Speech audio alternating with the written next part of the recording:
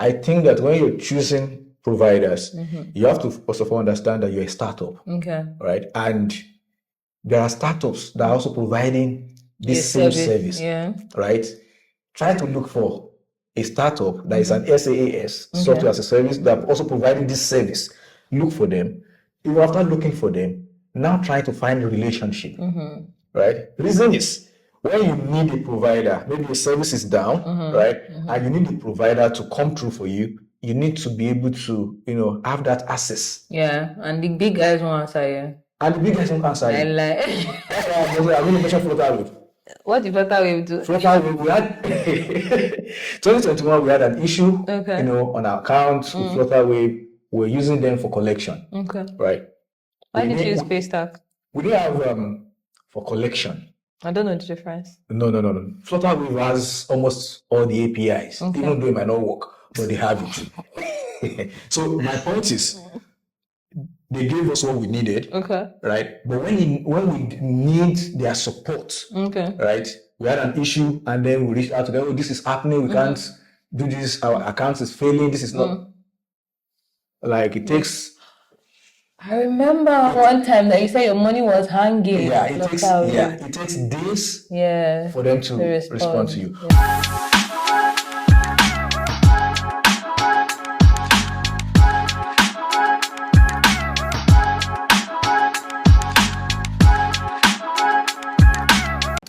Hi guys, you're welcome to another episode of the Code and Chaos podcast. My name is Tito and Tolu. And I'm Tolu Adidayo. Hi T. It's been so long. Yeah, not so long. 14 days, 2 weeks. It's not a long time. 2 weeks is a long time. Do you know what can change in 2 weeks? The world can change in 2 weeks. But Nigeria hasn't changed in 2 weeks. I mean, I could become a billionaire in 2 weeks. Are you not a billionaire yet? I know, right? I know. Yeah, it's nice to see you again after. So what have you been up to?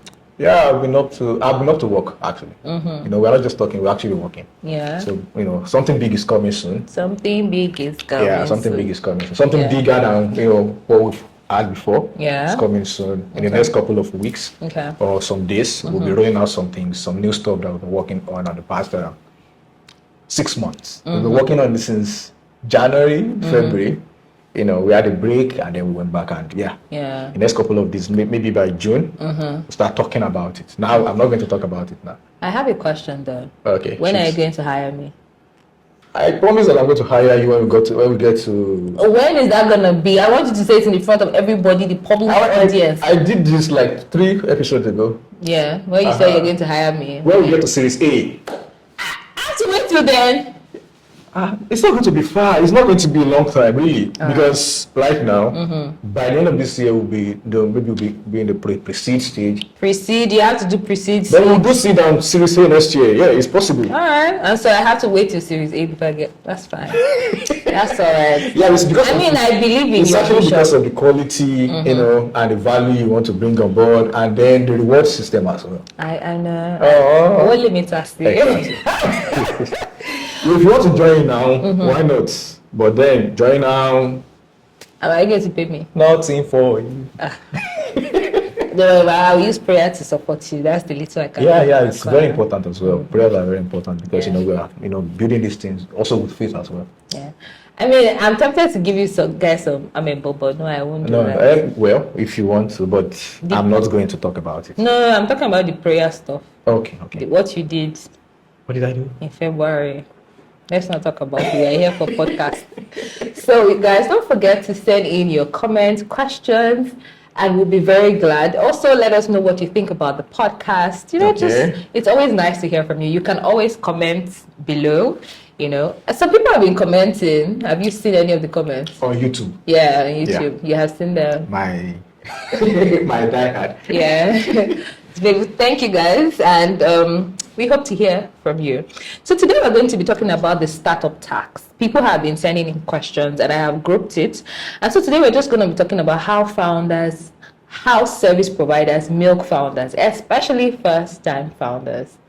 as a 3-time founder that you are, a 2-time founder. Is a 3-time founder that he is. 2-time founder. As a 3-time founder, he has a lot of experiences. I am a 2nd-time founder, so I also have my own experiences as the first time when I was running my startup for the first time, and I see that a lot of people have the same problem. So have you ever been overcharged for a service during your startup journey? Of course, yes. I think it's not exclusive to first-time founders. Okay. I think that it's a general thing. If you're not if you don't go deeper or do a bit of more research than every other person would do, you would fall into some spaces where you're not supposed to be.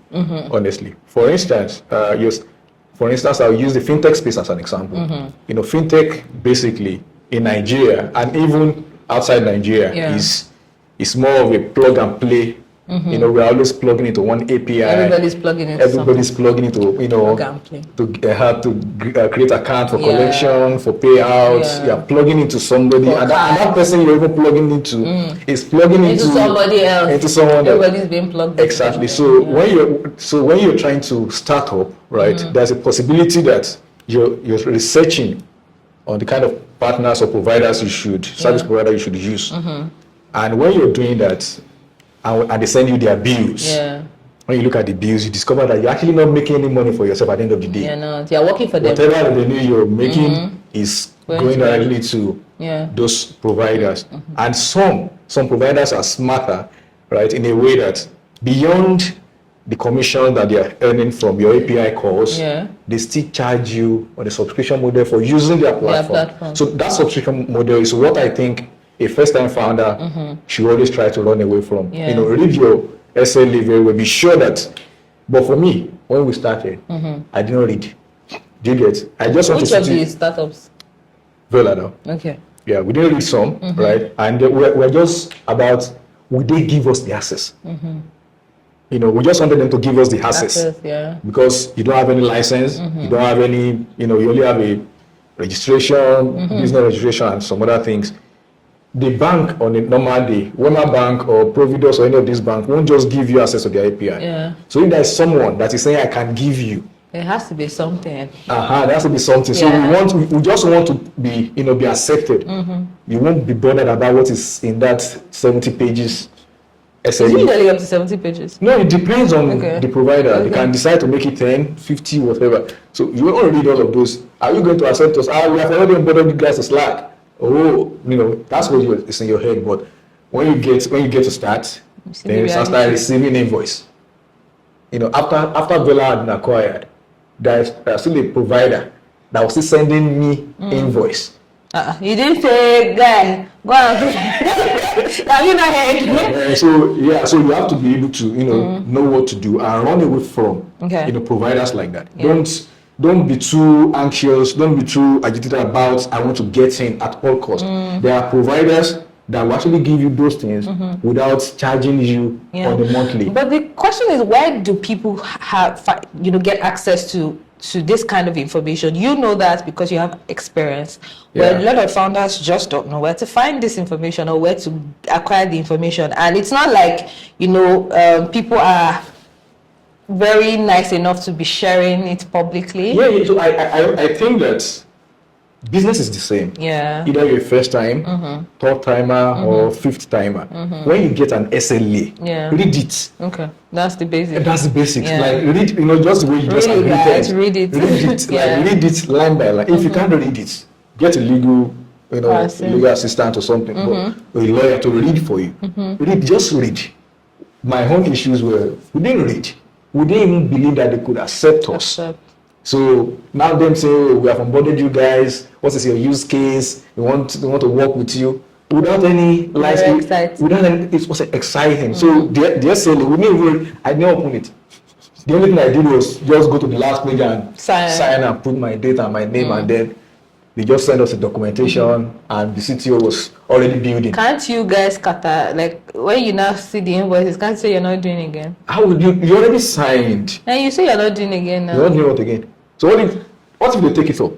Really? Did you sign that you must do 1 year? No, everything is there. Wow. Everything. So there are clauses. If you want to terminate, there is a process to to terminate. If you don't want it again, there's a process. But if you have used them, you have to pay. So what I'm now saying is, so what I'm saying now is that there are providers that will actually give you the same service for sure, without milking you the way those guys would do. And really, I love Nigerian providers. Most time when you try to work with providers from outside the country, you'll be in a lot of trouble. There was a time at the initial stage when we started using Union 54. I'll mention their name because all of us are no longer existing.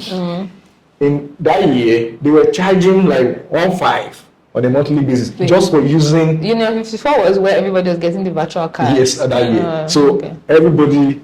So whenever they have issues, everybody has, I remember. And on a monthly basis, they were charging 1.5. Okay, I think it's so either you're using it or not. Either your customers are doing this or not, you're paying 1.5. You get, and then see on the transactions, there's still something for them. There's a $2 fee for them. Yeah, I remember. All of those things they're making you.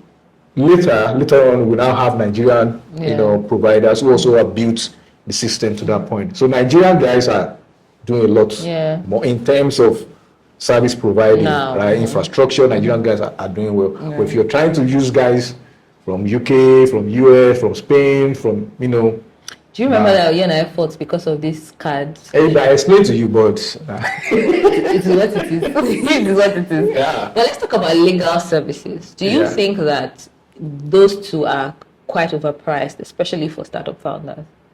Well, I think that there are some companies, right? There are some companies that provide legal, support and services for startups. Yeah. Right. So if you're a startup founder, I don't expect you to go to Banwu and Igodalo. I don't expect you to go to Afe Babalola, right? That's my university.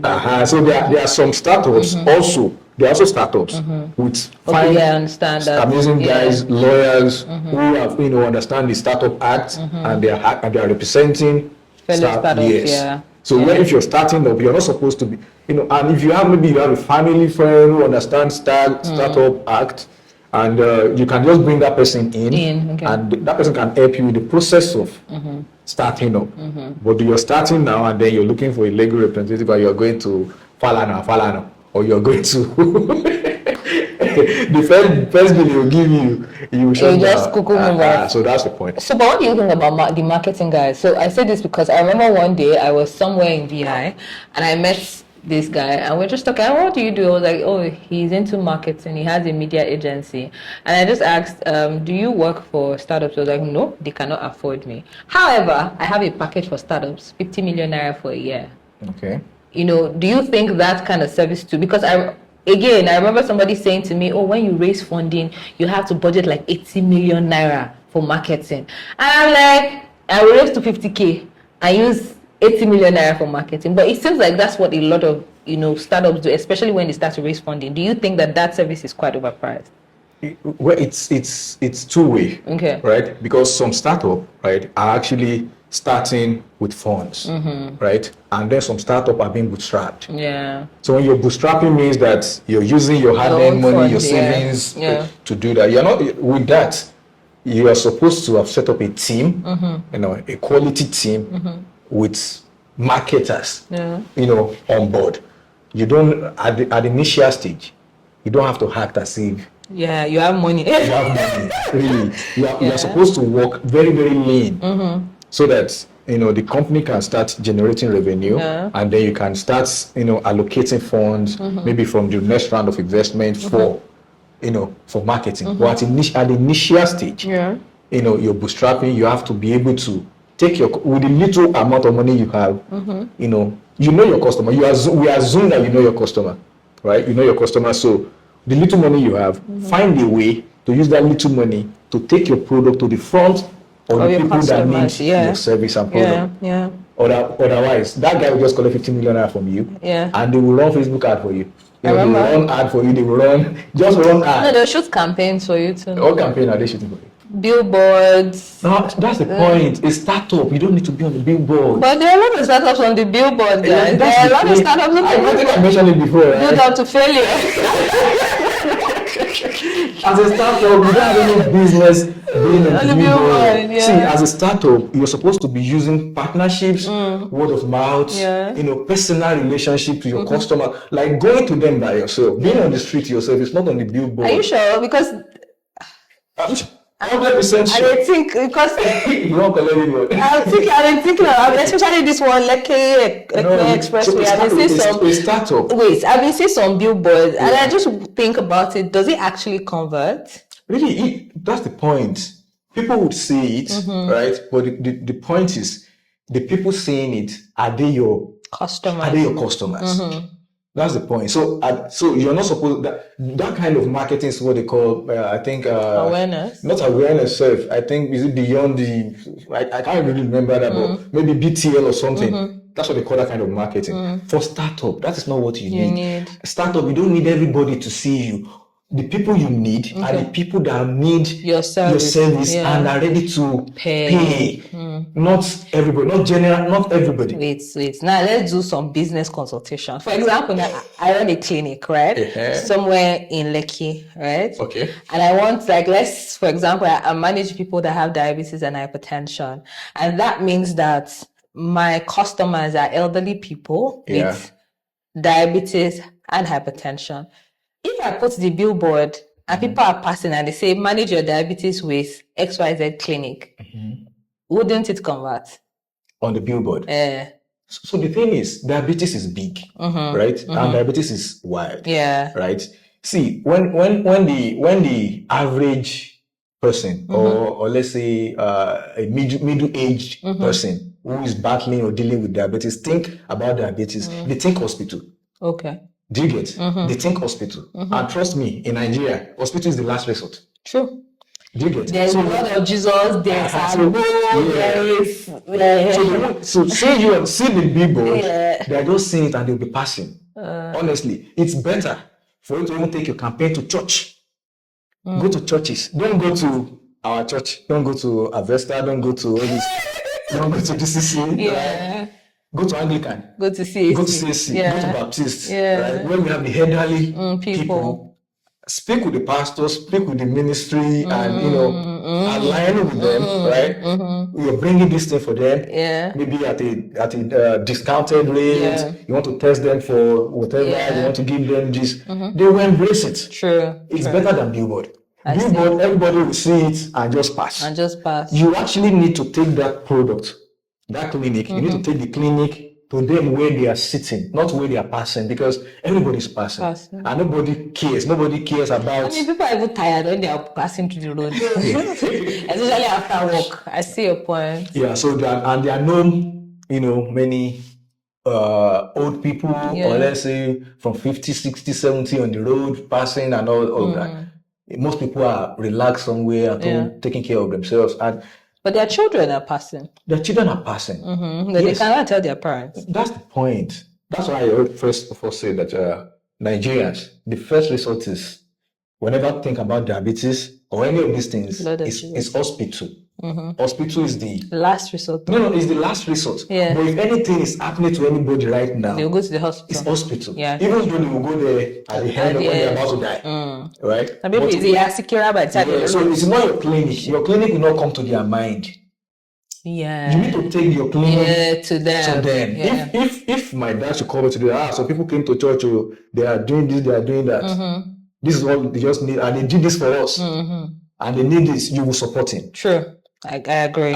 So you support him. You know the right thing. You know that normally, without even seeing those clinics, you know that you tell your parents to go to the hospital. True. So if you now tell me, some people came to do free testing. If the man himself or the woman himself is now saying, some people came, they treated us, or they gave us this, they gave us that, you will be interested. True. So you have to pay me for this. Behind the camera. All right, so that takes us to our next question. How do new founders differentiate between value and vanity services? Now, let me explain. I mean, Tolu has yabbed me a lot on this podcast, so it's okay.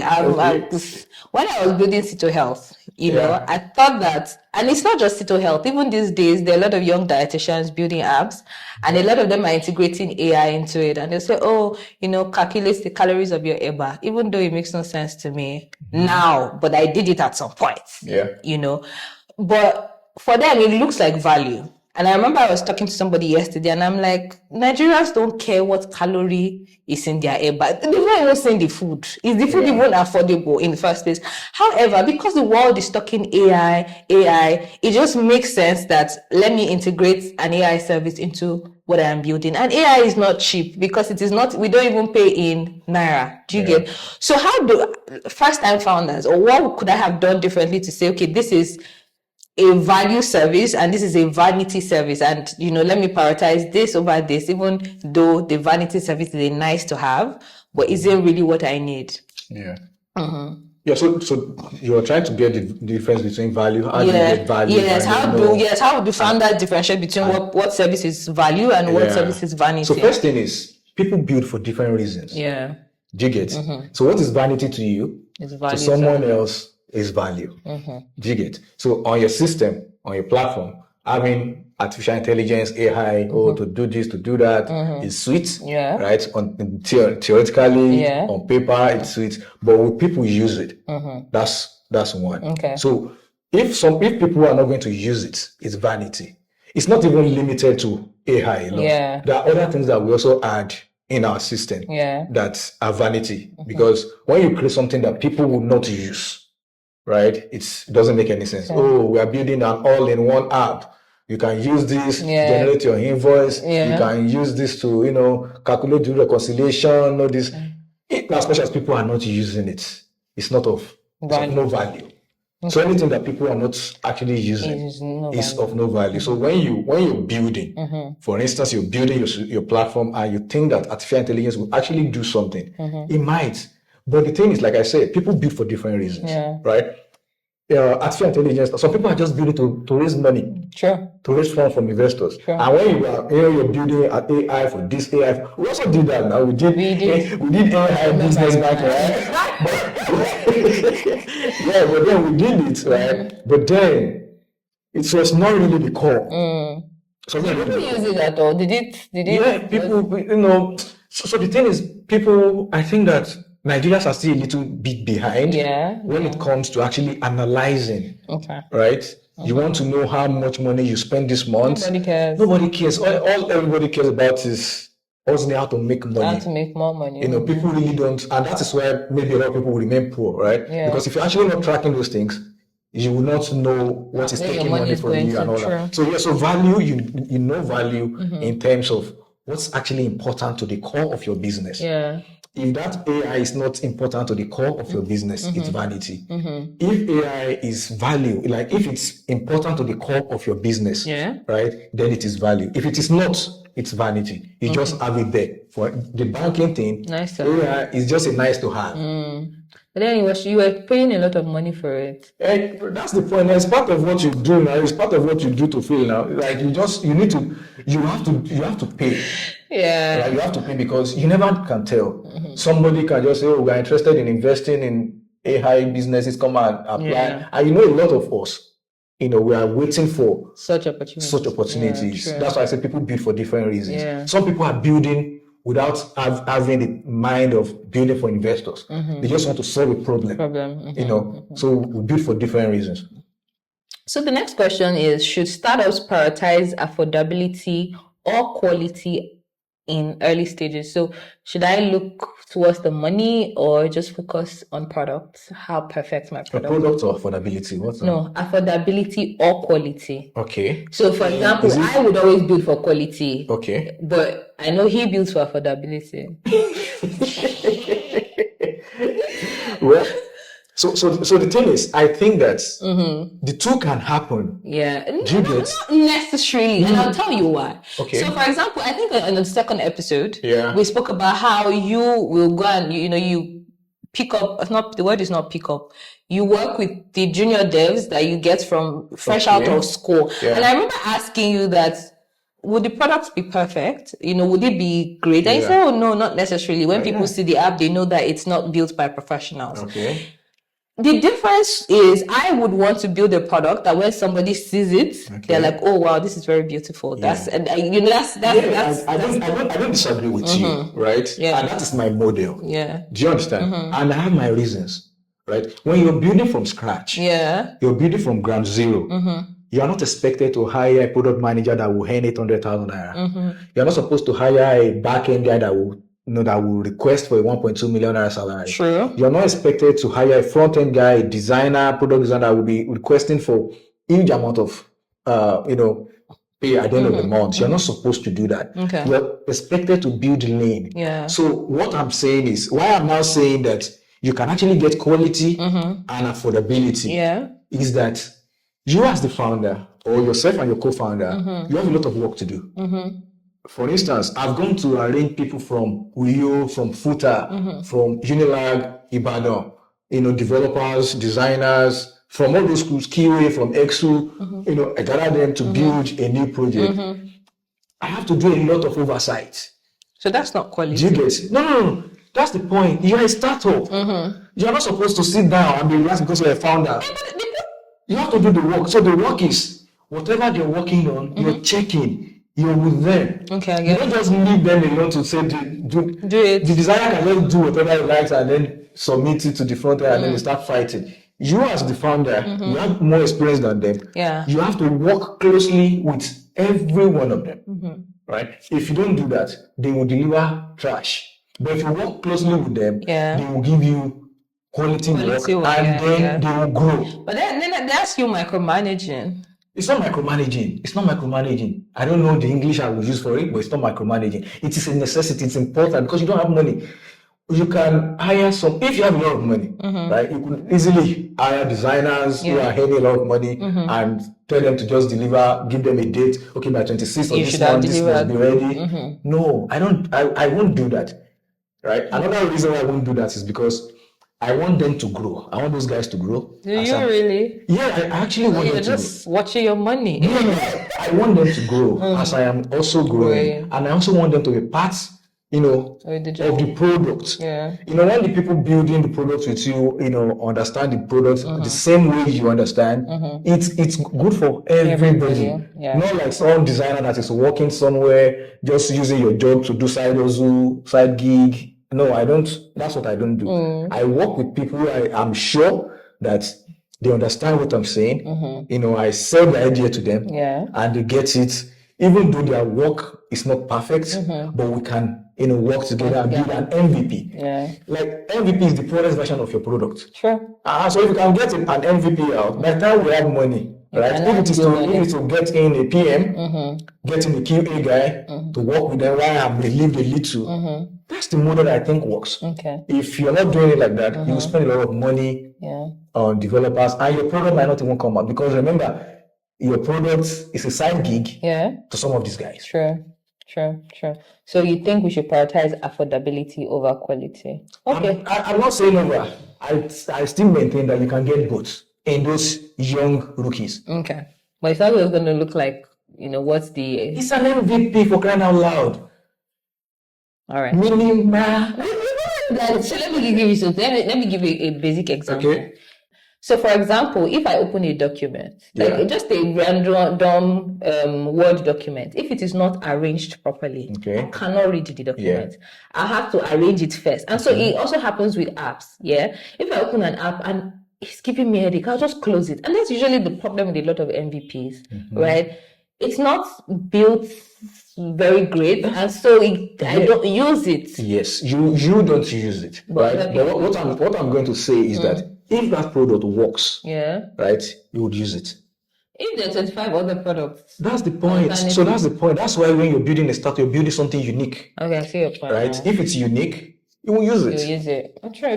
In fact, you will wait. If the exchange rate, let's say it's a fintech, if the exchange rate is even more than everybody and it's working, you will use it. True. True, yeah. So it's functionality. I mean, I use Vela. So. Vela was not functioning well. No, I'm saying that I agree with you. I used Vela. I'm saying Please continue.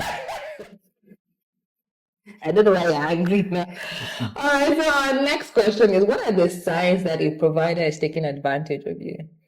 Advantage? Yeah. Well, maybe I don't see it as advantage, right? I just see it as, everybody's into all of these things for business. Yeah. It's business. So it's not like they're taking advantage of you. Yeah, they know you don't have another option, or they've given you SLA, they know you work in 70 pages. It's possible that you have options, but you decide to come to them. Do you understand? Even their marketer has come to sell to you, you chose them. You decided, I want to work with these guys. But again, there's also a problem of exposure. If I don't know somebody else, and I don't know that the alternative, it's part of the business now, but you're able to find them. It means that they're visible enough, right? I see your point. It's business, so you don't need it, right? I know someone, right, that, even without using the service at all, they didn't even bother. At the end of every month, they were piling up his invoice. Well, he wasn't using it, huh? But he had signed. Oh, shit. So don't sign. That's my advice. Oh my God. Was he forced to pay? No, it wasn't forced to pay. No, but he will pay. He will pay? Yes, he eventually paid. For something he did not use? Yes, that's what I'm saying. That, that's the part. No, it's business. It's business. And that's why I would always maintain that the startup culture promotes toxicity, toxic culture. I would always say it's because we are open to this. Things have been democratized now. That's why you're saying this. Yeah. Someone reached out to you. We love your products, we love your service. Okay, what do you need from us? We need your API, we provided it for you. We need your this, we gave it to you. We need you to sign onboard us to Slack, we onboarded you. Now, for every company that is a service, SaaS, right?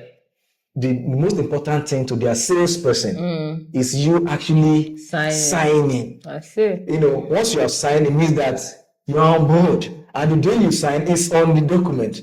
So not using it is now on you. Maybe you have not set up your own marketing team. That's your headache. It's your headache. So my point is, don't sign, right? Don't even get these things until you're ready. You need to be ready for the market before you start appending signatures on this document that are very long.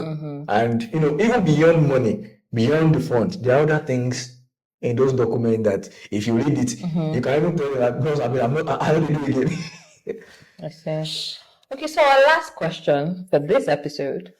What is the most effective way of vetting and selecting service providers in a smart way? Maybe I will use my own method. Okay. Right. There are different ways that you can use, but for me, choosing providers as a startup, right? I don't think that you should be trying to use the same providers that a Paystack is using, even if you're in the same space. Building for failure. Yeah, you're not supposed to be using the same providers that, let's say First Bank also issue virtual card. Yeah. You want to be using the same partner that First Bank is using. I don't think you should do that. Okay. I think that when you're choosing providers, you have to first of all understand that you're a startup. Okay. Right? And there are startups that are also providing this same service. Yeah. Right? Try to look for a startup that is an SaaS, software as a service, that are also providing this service. Look for them. Even after looking for them, now try to find a relationship. Right? The reason is, when you need a provider, maybe your service is down, right? And you need a provider to come through for you, you need to be able to, have that access. Yeah, and the big guys won't answer you. And the big guys won't answer you. That's why I'm going to mention Flutterwave. What did Flutterwave do? Flutterwave, we had 2021, we had an issue, on our account with Flutterwave. We're using them for collection. Okay. Right. Why did you use Paystack? We didn't have for collection. I don't know the difference. No. Flutterwave has almost all the APIs, even though it might not work, but they have it. So my point is, they gave us what we needed, right? But when we need their support, right? We had an issue, and then we reached out to them. Oh, this is happening. We can't do this. Our account is failing. This is not like it takes. I remember one time that you said your money was hanging. Yeah, it takes days for them to respond to you. Yeah. But if you are choosing for instance, at that time, a cola, right? Or another provider, let's say a Fincra, right? For the same purpose, right? Because they are also a startup, they are pretty new, right? And also I have relationships there. Yeah, okay. So why didn't you use them? Because because you are a startup, because you don't know. Okay, so it was that you didn't know at Yes, now you just feel like, oh, Flutterwave is like most standard. So when you discover that it's actually not, the way it is. You get it? So that's I would advise anyone that's trying to start up to kind of use providers that you have relationships with. Yeah. Relationship is very, very important. So that when there's an issue, even the support guys are not responding to you. It is possible that you know a PM.